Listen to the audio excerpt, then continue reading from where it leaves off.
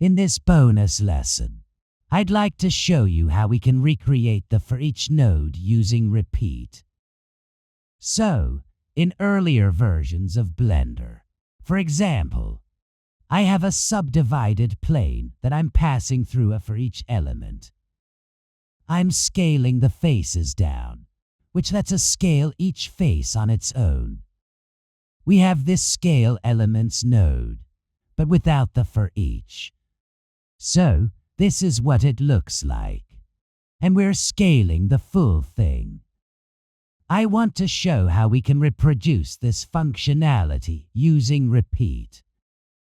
So, in an older Blender version, here I have a similar setup with a subdivided plane in Blender 4. What we'll do is add a repeat. So let's drop our geometry into the geometry, and I put it into the grid section. We can drop in our scale elements node on the faces to 3.75. So this is like what we had earlier with the for each loop. And that's expected. We're taking the geometry, scaling it, and we're doing it in one iteration. And if I bump up the iterations, we're just going to scale it several times. So, how do we separate these faces to make for each loop? Well, we'll need a few extra outputs and inputs on the repeat zone node. Pressing N to bring up our properties sidebar and select node.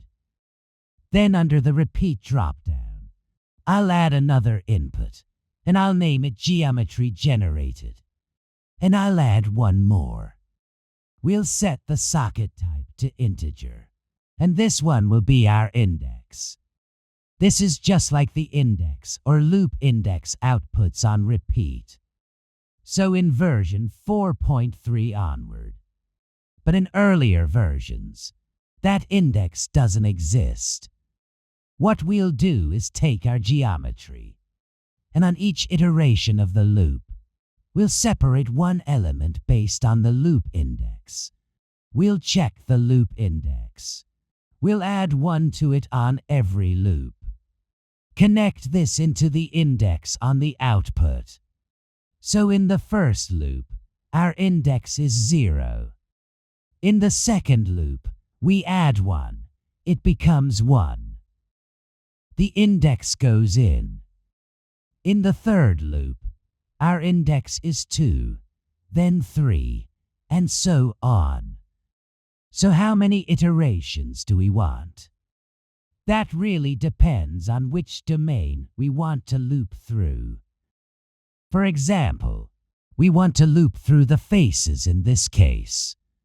So we'll use the domain size node to get the face count. That's how many times we want to repeat. So I want 4 iterations on our geometry.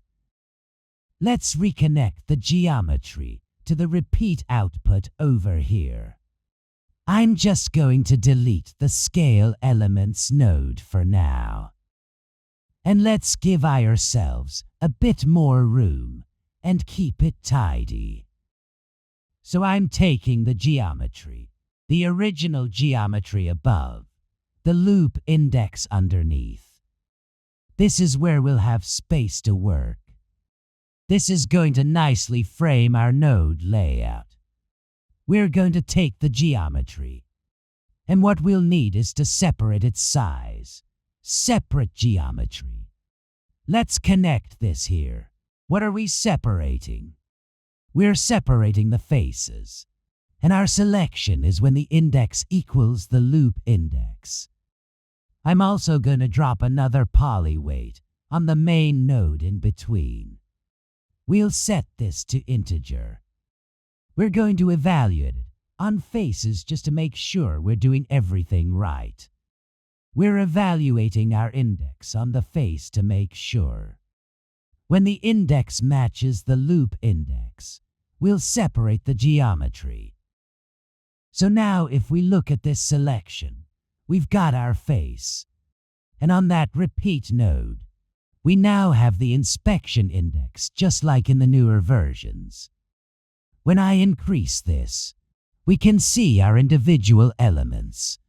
So now we can scale the elements however much we want. And all we have to do next is join these with the generated geometry. I'll take the generated geometry output node from here, underneath. Then we'll add a join geometry. Hook this up to the generated input. Connect elements into the join geometry. Now when we preview our generated geometry, we've recreated that behavior. You could plug in any domain you'd like to apply the values. If you wanted to separate by instance, you could set it to instance. Just make sure to adjust the domain setting on the Evaluate on Domain node, the separate geometry node, and anything we're feeding into the iterations. It's a few extra steps, but this lets us replicate the for each element method in older versions of Blender. I also mentioned we can use the repeat zone to recreate the matrix node effect. In Chapter 5's first lesson, we used matrix nodes with the repeat.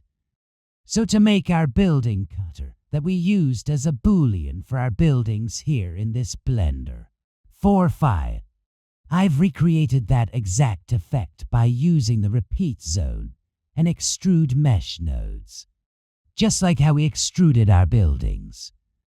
I'll include this file for you, with the node group for our building cutter. If you'd prefer to use this instead, I've also got a for each node here. Inside it, I use the same setup I just demonstrated using the repeat. So it builds a for each loop. But you'll see, there are no inputs or outputs. The way I handle this is rather than recreating all of those nodes every time, I simply add this node group. Then from the group pass through, I right-click and ungroup. That creates the full setup for you. This way, you're still able to use for each links inside older Blender versions. In fact, this is exactly how I used to work in all my professional workflows before Blender 4.3. That said, I'd still recommend using the newest version of Blender if you can.